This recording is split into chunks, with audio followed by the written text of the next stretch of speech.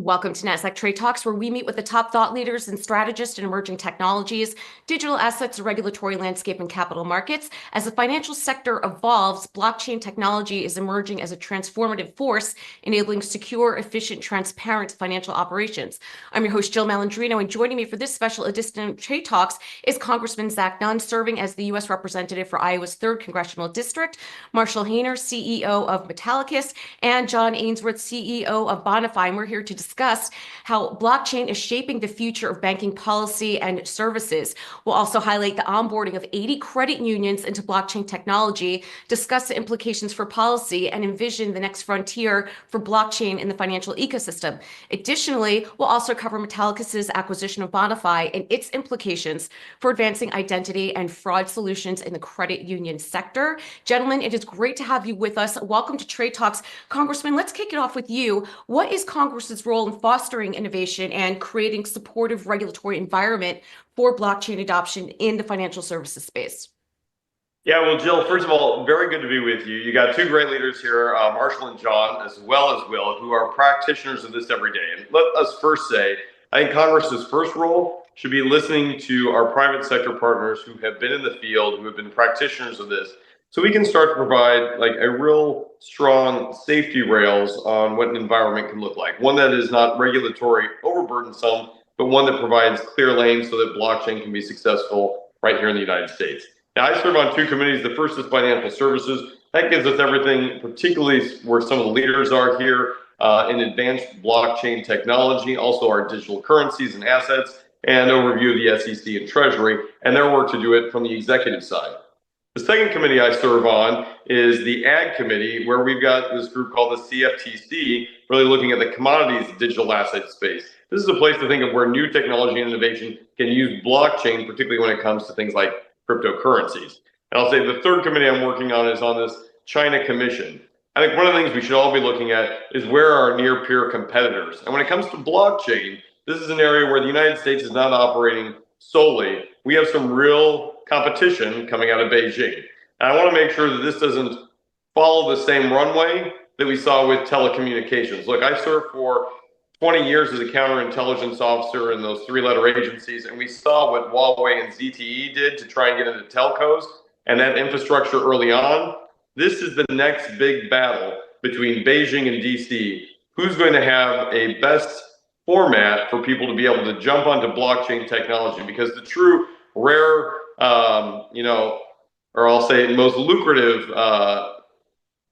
entity in the coming days is going to be who owns the data and who's got access to that data in a way that it can not only be encrypted, but maintained and utilized. And I think blockchain gives us a great opportunity here in the United States to work with not only other allies around the area, but become a dominant force in this to maintain competitive advantage on who's got access, can manage this data, and will be able to be a dominant force for good in the digital space.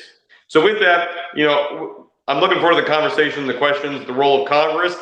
We just kept the government open, so don't expect Congress to be on the front line of leading innovation here. But what we can do is we can listen to those innovators and try and codify a good space here so that the U.S. can be a successful lead in that. And with it, Jill, I'll hand it back to you for now. Yeah, and Congressman, that's a great point that you bring up as it relates to data, because data really is the commodity of the 21st century. And that's why the regulatory framework is necessary, not only to give companies more foresight in terms of how to operate, but we also don't want to hinder innovation as well. And we're going to get into that in just a moment, talking about public-private partnerships for blockchain growth. Marshall, I want to get some background on Metallicus before we get into the PPP here. How is it positioning itself to secure and create efficient blockchain adoption? Yeah, a little bit about Metallicus. We were formed in 2016 with the vision of bridging traditional financial services to blockchain. And when I got involved in crypto about 15 years ago, this wasn't really a popular topic. Flash forward to today, 2024. Just this past week, John Ainsworth and I and Bonifii have merged our companies, Metallicus. We're very excited about it. We met a while back as we were doing our business development, trying to bring in credit unions, banks, financial services into blockchain. One of the big problems that we saw was a lack of controls around anti-money laundering, digital identity, if cryptocurrency is becoming money, and I believe it already was, how can we regulate it as money, and how can the blockchain itself conform to traditional anti-money laundering laws, and also give us the tools to treat it like traditional money. So for example, if you go to the ATM and you withdraw $20, that's a bearer bond essentially in your pocket. It is, you know, your ownership. And blockchain has a similar technology, but at the same time, there are serial numbers on that bill, right? And if I transfer money around the world, the banks that are involved in those transfers have to be compliant with the local laws and regs, and also it's their job to stop crime, to stop these problems. And so these are some of the problems that we saw with blockchain that were preventing institutions and banks from entering. If cryptocurrency is money, how can we treat it like money on the blockchain? And so really that was the vision of myself and my team in Metallicus. And with this merger together with John Ainsworth from Bonifii, we brought together really a comprehensive product suite and platform that allows you to take those traditional, what I call reg tech or regulation technology tools, and bring them on the chain. And I think that's why we've had so much success. Before the merger, I think we had about 16 or 17 credit unions and banks in our blockchain banking innovation program. And now I believe with this merger, it's over 80. So we're very excited. And, you know, there's been a lot of talk about how blockchain and banks are at odds. And I really don't see it that way. I see it as the evolution, sort of like the Blockbuster to Netflix evolution, if you will. Yeah, I mean, at the end of the day, it is the infrastructure that is going to power the digital economy as it evolves. John, I want to learn more about Bonifii, the identity and fraud solutions through blockchain, because also at the end of the day, this intersects with cybersecurity as well when you think about identity and fraud. And it's well known that one of the first steps in terms of mitigating cyber threats starts at identity. Sure. Well, thanks for having me. And just a little bit of background. We actually started, ironically, in 2016 as well as a research to action. And our actual legal name is CU, as in Credit Union Ledger. And so we really started off with research to find, is there a viable use case of blockchain that we could actually use for credit unions? And as you know, credit unions are member-owned, non-for-profit, cause for good. Inclusion is always a big effort of ours. So we went through a number of evaluations, and identity and fraud is actually where we landed. And we actually had the privilege of being involved with the European Coalition of Credit Unions, and specifically Estonia. And if you're familiar with Estonia, the entire country's on blockchain. And so we had a privilege of seeing, you know, what happens when you have a fully digital economy with open banking and some of the things that are finally coming to the States. And it was very clear to us, if you don't get identity right, everything else falls apart. So regardless of all the exotic use cases and things that are coming to market now, if you didn't have that building block right and you could securely identify both ends of the equation, then someone was going to be at a loss. And so that's really why we started identity and fraud. And clearly you've seen even most recently some of the things going on with Zelle in market. Yeah. And we know what happens when our customers and members lose financial access. And so that's really kind of where we started and kind of the plant, if you would. Yeah, and Congressman, I want to go back to PPPs, public-private partnerships, for a moment here. And I would argue at this moment in time, whether you're thinking about critical physical infrastructure or digital infrastructure, the need for collaboration certainly is paramount, whether it's government agencies, financial institutions, blockchain providers like Metallicus and Bonifii. What's your perception and the future of what you think PPPs will look like and how they can enable these types of projects? Yeah, Jill, it's critically essential. We learned a lot of these lessons in the cybersecurity space here, particularly with financial institutions like our credit unions, that there was already good practices being played out, and tested, and evaluated, whether it's a foreign partner, like in this case, Estonia, and how it protected itself, or whether it's our financial sectors from New York to my home district here in Des Moines. Jill, I'll also highlight, you know, I've only been in Congress 2 years, and in the first 2 weeks on the job, we had the collapse of, you know, a certain crypto bank that had a lot of hardship. And as a result, it rippled throughout the economy. While federal regulators and federal elected officials, I remember being on a Zoom call with Chuck Schumer as he's figuring out how to use Zoom. We had everybody on to address how are we going to get after really complex problems. And some of the best navigators in the field here were the private sector who had worked with a very new and emerging technology to a lot of not just elected officials, but of the public sector side that had not dealt with it. What I'll also offer here is that it's also incumbent on the public sector to be able to hear what private partners are telling us and provide some real guidance on this. Because what we don't want to do is more Sam Bankman-Frieds who flee to the Bahamas and operate off the grid and make it more challenging for folks like, Marshall and John, who are doing things the right way and holding the same gold standard that a financial institution would do just so they can operate in the United States. I would offer even worse is that if there's no guidance coming from the public sector side, we're going to force innovation, whether it's in blockchain, digital currency, or other, to find harbors that operate. And that means offshore from the US, out of countries in places like London or Singapore that can become the new blockchain hubs, or really go to the extreme and have places like Russia, Iran, China, and certainly North Korea who are trying to onboard some of this technology in their own, and they're sparking it off faster than we can defend against it. So the partnership is not only essential, there's a lot that we can learn from the private side, and I would ask the private side to help guide the government side here on where we can have equilibrium so that everybody can innovate in this space, because candidly, we're much better when we're all working together to try and tackle these really dynamic, innovative, and fast-moving challenges. Yeah, I would argue that I agree with you as well. I mean, particularly regulation by enforcement doesn't necessarily help the situation. Right. So being more proactive, putting those guardrails in place, because to your point, it is a matter of national security at the end of the day. Again, when you're thinking about critical infrastructure and our financial system and continuing to lead as a global capital markets epicenter, right? You got it, Joe. Yeah, Marshall, let's talk about some of the key challenges when you went through the integration with Bonifii and bringing on those 80 credit unions. What are some of the more tangible challenges you can tell us about?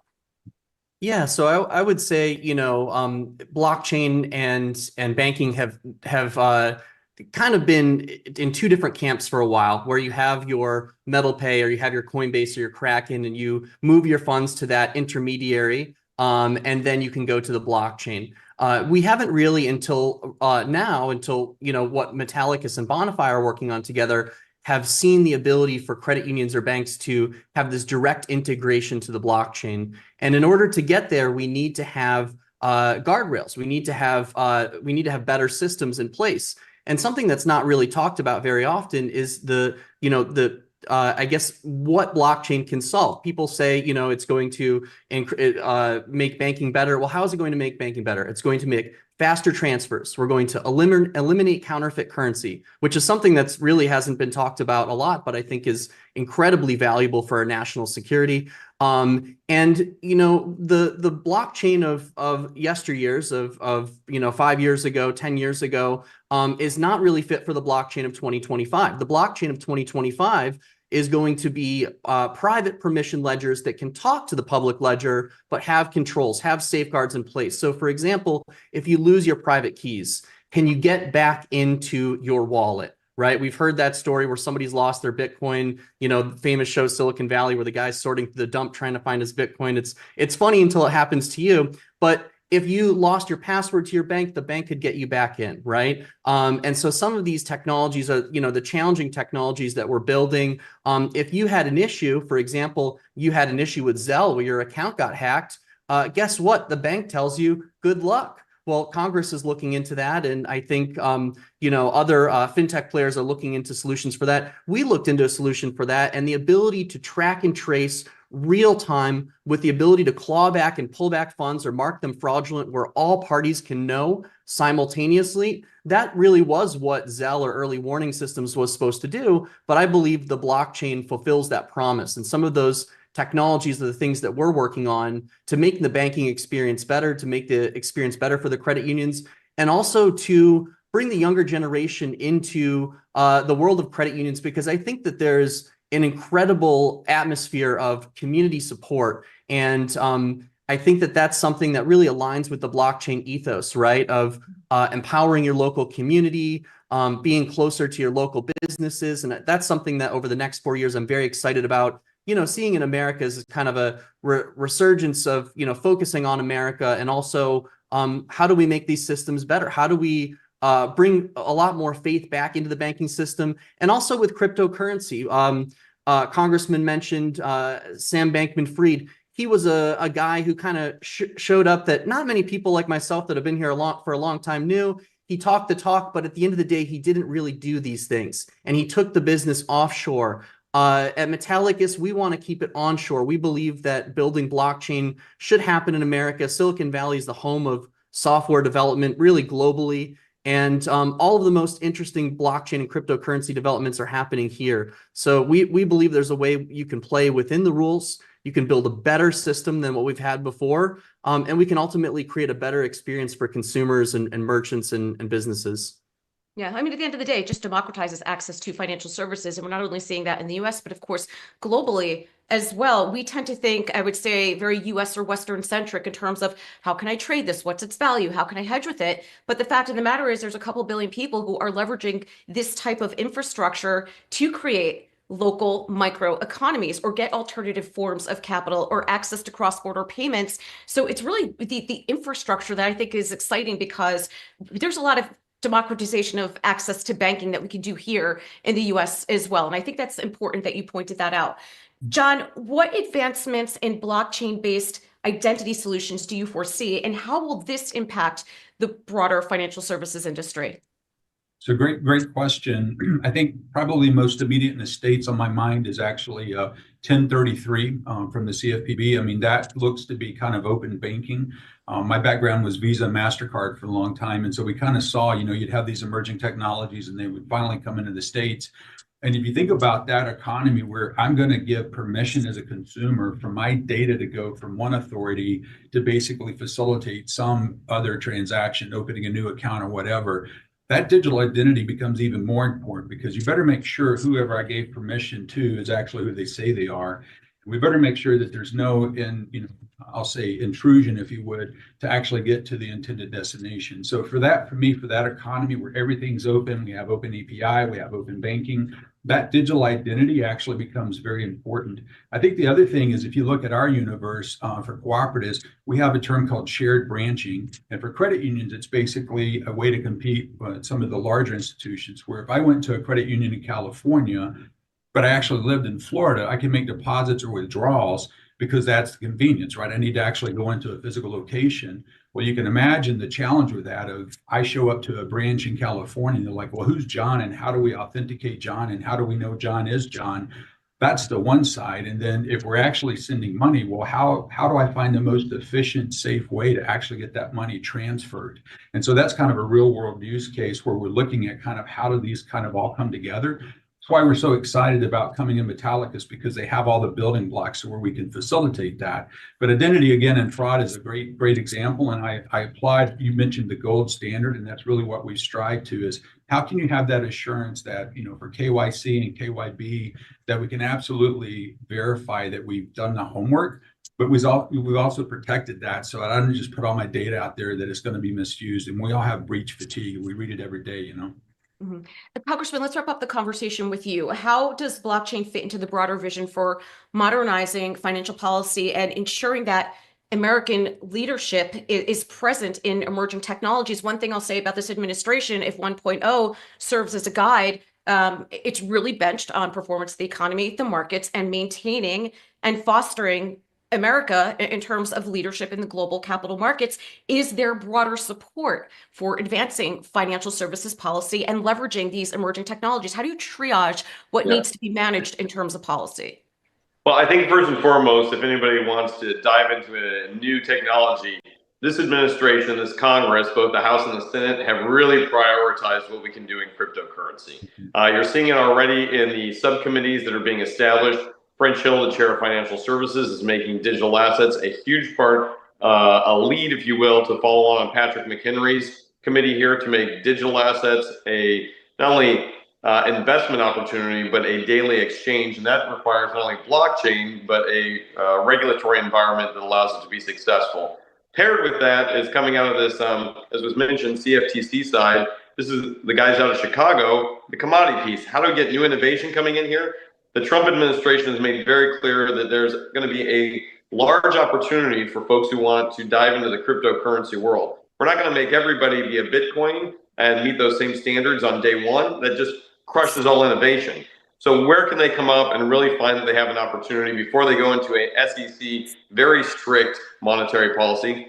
Commodities market, I'm a guy from Iowa. We're familiar with how commodities work, whether it's corn or hog barrels. We want to make sure that we got the opportunity for new innovation to come out and give them a pathway. CFTC has been a very good partner in this. So this is matching up what's happening on the executive branch with the legislative branch. And then I will emphasize here, we've got to make sure that we are taking this very seriously so that we can, democratize this down to not only a local user level, but where we are not putting individual Americans in a very vulnerable situation. Just this summer, we have seen, the Volt cases coming out of China, both Salt Typhoon most recently, Volt Typhoon earlier. Volt Typhoon was a cybersecurity aggressive maneuver to get into our infrastructure, really leave cyber time bombs throughout the entire system. The same can be true for our blockchain being a best inoculation against this.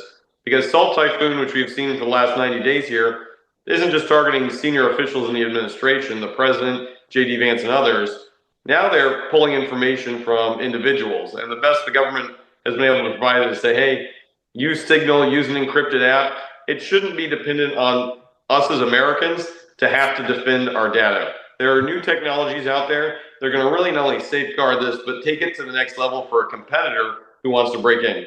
At the same time, we at the federal level have to be prepared, and I'm sitting on the national security sub, to hold bad actors accountable here and identify how they're doing it. Because the reality is the technology is going to move much faster than any policy will. Do we have an apparatus in place where we can take good public guidance, marry it with private innovation, and then follow through with a national security strategy that holds our adversaries accountable on this?